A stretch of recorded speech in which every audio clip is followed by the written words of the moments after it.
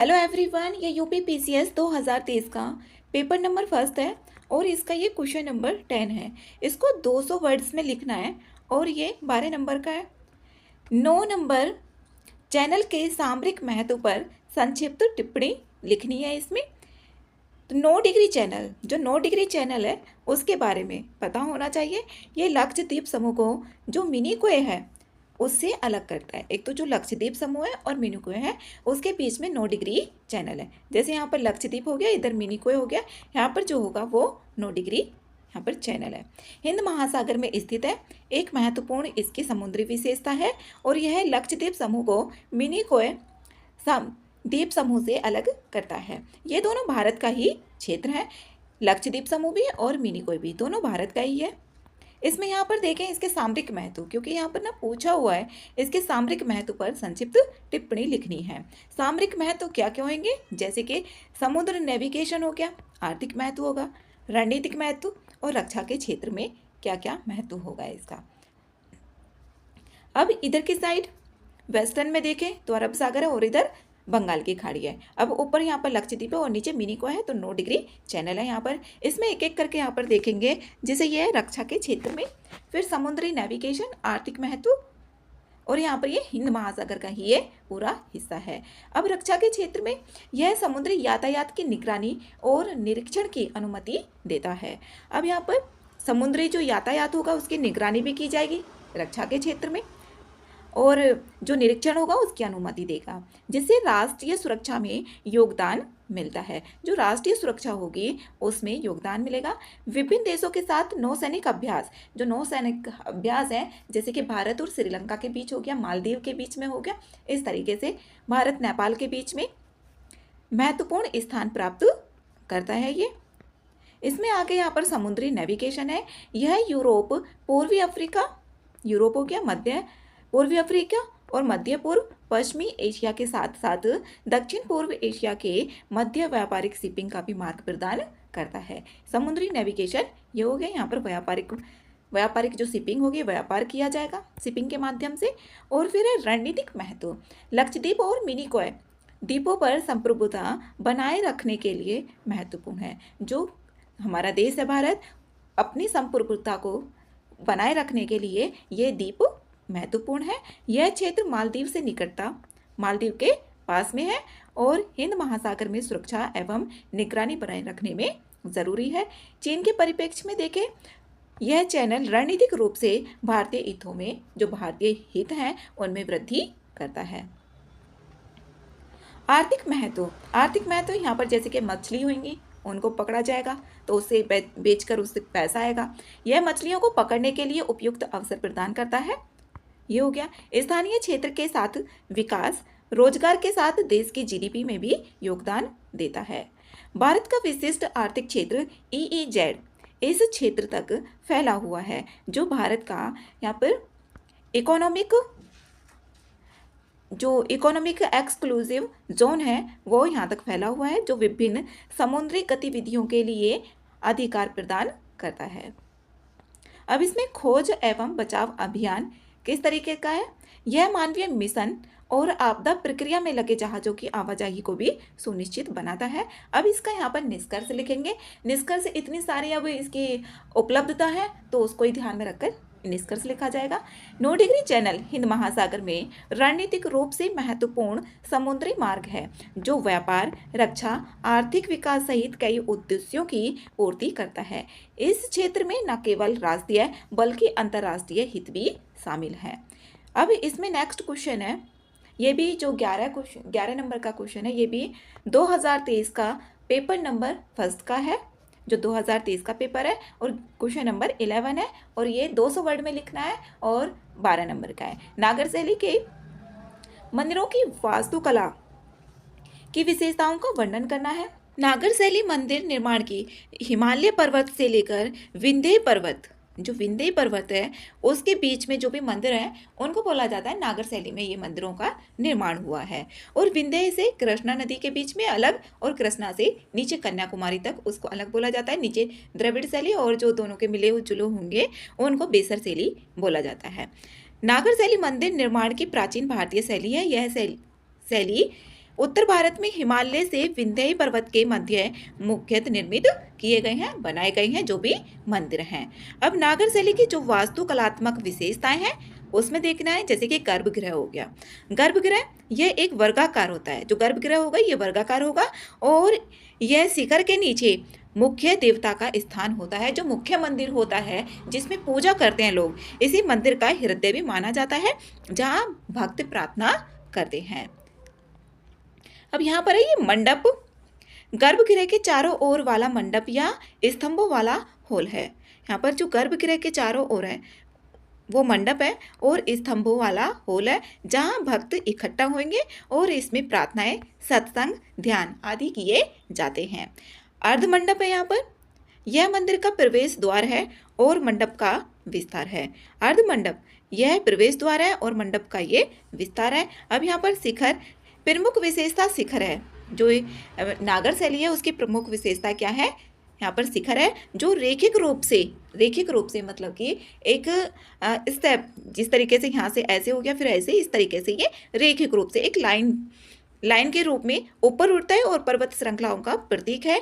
इसे एक cap stone से सजाया जाता है। जो कैप स्टोन होती है, मोती होते हैं, उससे सजाया जाता है। इसमें यहाँ पर ये इसका डायग्राम भी है, किस तरीके से वहाँ पर बनाना है। इसमें यहाँ पर ऊपर तो कलश है, ये आमलक है, यहाँ पर ये कलश है और ये आमलक है। और जो मुख्य मंदिर है यहाँ पर, ये रहा मुख्य मंदिर, ये महामंडप है, ये रहा यहाँ पर है मुख्य मंदिर, और ये मंडप है ये वाला, और ये अर्ध मंडल है, और यहाँ पर ये सीढ़ियाँ हैं। अब यहाँ पर देखें पंचायतन शैली में कौन कौन से मंदिर थे। कुछ मंदिर इस शैली में बने हैं। इसमें केंद्र में एक विशाल मंदिर होता है और उसके चारों कोनों पर, जैसे कि यहाँ पर ये चारों कोनों पर तो जो सहायक देवता होंगे वो होंगे, और जो बीच में होते हैं वो मुख्य देवता होते हैं। सहायक देवी देवताओं के मंदिर बनाए गए हैं। नागर शैली के उदाहरण है, यहाँ पर नागर शैली के उदाहरण भी देने हैं, जैसे दशावतार मंदिर हो गया, ये कहाँ पर है? देवगढ़ उत्तर प्रदेश में है। कंदरिया महादेव मंदिर खजुराहो मध्य प्रदेश में है। लक्ष्मण मंदिर खजुराहो मध्य प्रदेश में है। अरसवल्ली मंदिर ये श्रीकाकुलम आंध्र प्रदेश में स्थित है।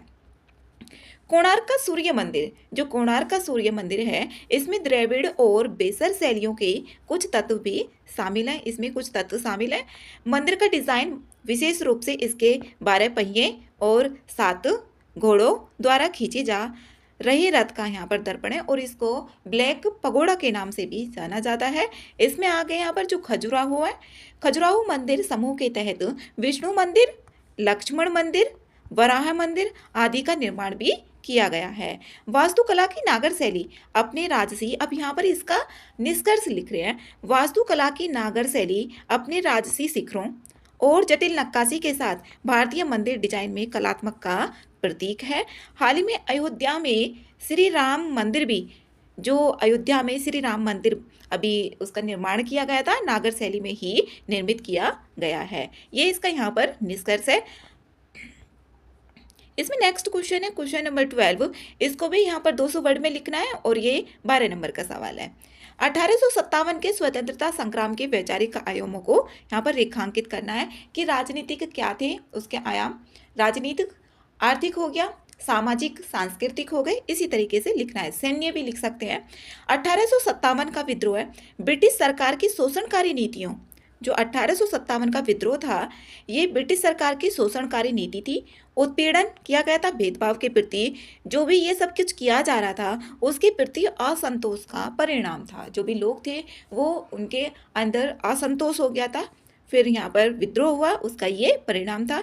इसकी शुरुआत ब्रिटिश ईस्ट इंडिया कंपनी की सेना के सिपाहियों के विद्रोह के रूप में हुई थी। अब यहाँ पर देखिए सामाजिक और धार्मिक कारण। भारत में तेजी से फैल रही पश्चिमी जो सभ्यता थी उसके कारण आबादी का एक बड़ा क्या था वर्ग यहाँ पर चिंतित था। कंपनी शासन के विस्तार के साथ साथ अंग्रेजों ने भारतीयों के साथ बुरा व्यवहार करना शुरू कर दिया था। जो कंपनी शासन था उसका विस्तार हो रहा था, तो भारतीय जो लोग थे उनके साथ में गलत व्यवहार किया जा रहा था। ईसाई धर्म अपना लेने वाले जो भारतीय हैं उनकी पदोन्नति कर दी जाती थी। जिस किसी भारतीय ने भी ईसाई धर्म अपना लिया उसकी जो पद है, जैसे कि कोई सिपाही है तो उसको और पद बड़ा मिल जाया करता था। अब भारतीय धर्म का अनुपालन करने वाले, जो भारतीय धर्म का अनुपालन करने वाले सभी प्रकार से अपमानित किया जाता था। जो भी भारतीय धर्म को पालन कर रहे थे सभी लोग, उनको यहाँ पर अपमानित किया जा रहा था। उस टाइम पर अंग्रेजों के रहन सहन, अन्य व्यवहार और उद्योग आविष्कार का असर भारतीयों की सामाजिक मान्यताओं पर भी पड़ता था। अब जैसे कोई शिल्पकार है, अब वो अपनी जीवनचर्या चला रहा था, लेकिन मशीनें हैं, अब उसका वहाँ पर शोषण होने लगा था। शिक्षा ग्रहण करने के पश्चिमी तरीके हिंदुओं के साथ साथ मुसलमानों की रूढ़िवादिता को सीधे चुनौती दे रहे थे। यहाँ पर ये हो गए सामाजिक कारण, वो भी राजनीतिक कारण के लिए देखें। अंग्रेजों की जो विस्तारवादी नीति थी, अंग्रेजों की विस्तारवादी नीति और वेबगत का सिद्धांत था। वेबगत का सिद्धांत वही जो लॉर्ड डलहौजी के द्वारा लाया गया था। बड़ी संख्या में भारतीय जो शासक थे उनको हटा दिया गया था। जो वेबगत सिद्धांत था, ये डॉक्ट्रिन ऑफ लैप्स, जिससे अन्य सत्तारूढ़ परिवारों के मन में भी अब पैदा होने लगा था। जो राजा महाराजा थे, सत्तारूढ़ थे परिवार, जैसे रानी लक्ष्मीबाई के दत्तक पुत्र को झांसी के सिंहासन पर बैठने की अनुमति नहीं दी गई थी। डलहौजी ने अपने वेबगत के सिद्धांत का पालन करते हुए सतारा, नागपुर, झांसी जैसी कई रियासतों को अपने अधिकार में ले लिया और बाद में जैतपुर, संबलपुर, उदयपुर भी इसमें यहाँ पर हड़प लिए गए थे। जो डॉक्ट्रिन ऑफ लैप्स वेबगत नीति का सिद्धांत था। इसमें आगे देखें आर्थिक कारण में। आर्थिक कारण ग्रामीण क्षेत्रों में किसान और जमींदार भूमि पर भारी भरकम लगान था और कर की वसूली सख्त तौर तरीके उससे परेशान थे, क्योंकि टाइम टू टाइम लिया जा रहा था वहाँ पर लगान भी और टैक्स भी। बड़ी संख्या में सिपाही वर्ग भी था, वो किसान वर्ग के थे। वे अपने परिवार गांव को छोड़कर आए थे, इसलिए किसानों का गुस्सा जल्द ही सिपाहियों पर फैल गया था, जो ब्रिटिश थे। भारतीय हस्तकला उद्योगों को ब्रिटेन के सस्ते मशीन निर्मित वस्तुओं के साथ प्रतिस्पर्धा करनी पड़ी। जो हस्तशिल्प थे वो क्या हो गए, ठप हो गए थे, जो ब्रिटिश मशीनें थी उनके सामने। सैन्य कारण 1857 का विद्रोह एक सिपाही विद्रोह के रूप में शुरू हुआ। भारत में ब्रिटिश सैनिकों के बीच भारतीय जो सिपाही थे उनका 87% था। जो ब्रिटिश सैनिक थे उनके बीच में भारतीय सिपाहियों को जो शामिल किया गया था उसमें 87% थे, लेकिन उन्हें ब्रिटिश सैनिकों से निम्न श्रेणी में माना जाता था। 87% है, लेकिन ब्रिटिश जो सैनिक हैं उनसे निम्न माना जाता था भारतीय सिपाहियों को। एक भारतीय सिपाही को उसी रैंक के एक यूरोपीय सिपाही से कम वेतन भी मिलता था। जैसे कि रैंक मान ली उसकी 10 है और उसकी भी 10 है, इसका तो जो ब्रिटिश सिपाही है उसका वेतन ज़्यादा होगा, जबकि भारतीय सिपाही का वेतन कम होगा। इसका अगर $10 है तो इसका फॉर एग्जाम्पल है ये, तो इसका यहाँ पर कम ही होगा चाहे कितना भी हो। तात्कालिक कारण क्या थे जिससे कि 1857 का विद्रोह हुआ? एक अफवाह फैल गई थी, जैसे कि एनफील्ड राइफल है, कारतूसों में उनमें एक ऊपर कारतूस होता है, उसमें गाय और सुअर की चर्बी, यहाँ पर जैसे ये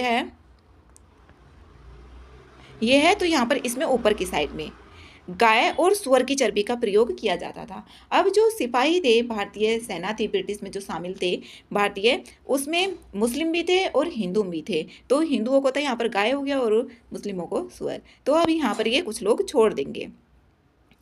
सिपाहियों को इन राइफलों को लोड करने से पहले जो लोड किया जाता था उससे पहले कारतूस को मुंह से खोलना पड़ता था। हिंदू और मुस्लिम दोनों सिपाहियों ने उनका प्रयोग करने से मना कर दिया। अब 8 अप्रैल 1857 ईस्वी को मंगल पांडे को फांसी की सजा भी दे दी गई। यहाँ पर कब? 8 अप्रैल 1857 को। 1857, अभी इसमें यहाँ पर इसका निष्कर्ष है ये 1857 का विद्रोह भारत में ब्रिटिश शासन के इतिहास में एक घटना थी। 1857 का जो विद्रोह है ये भारत में ब्रिटिश शासन के इतिहास में एक घटना थी। इसने सीमित रूप से सही भारतीय समाज में कई वर्गों को एक साझा उद्देश्य, अब यहाँ पर जो सब लोग थे एकजुट हो गए थे, कम संख्या में लेकिन हुए, यहाँ से एक दिशा चलने लगी थी। यह उद्देश्य प्राप्त करने में असफल रहा। जो 1857 का विद्रोह था ये असफल रहा था, लेकिन इसने भारतीय राष्ट्रवाद के बीज भी बोना यहाँ से शुरू कर दिए थे।